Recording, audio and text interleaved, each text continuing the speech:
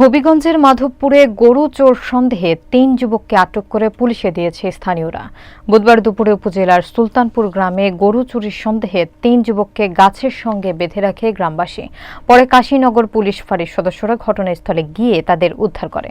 নাহিদ মিয়ার প্রতিবেদনে থাকছে বিস্তারিত।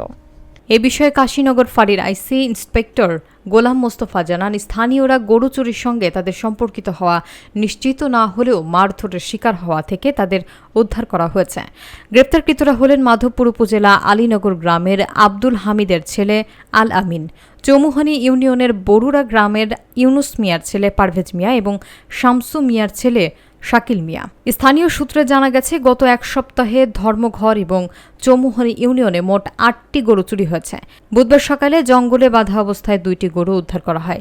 এরপরই সন্দেহভাজন যুবকদের আটক করা হয়। মাধবপুর থানার অফিসার ইনচার্জ মোহাম্মদ আবদুল্লাহ আল মামুন জানান, গ্রেফতারকৃতদের আজ বৃহস্পতিবার ১ মে সকাল ১১টার দিকে আদালতে পাঠানো হয়েছে।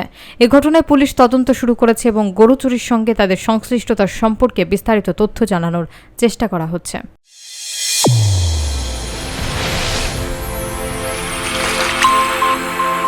চ্যানেল A1 হৃদয় রেসপন্স।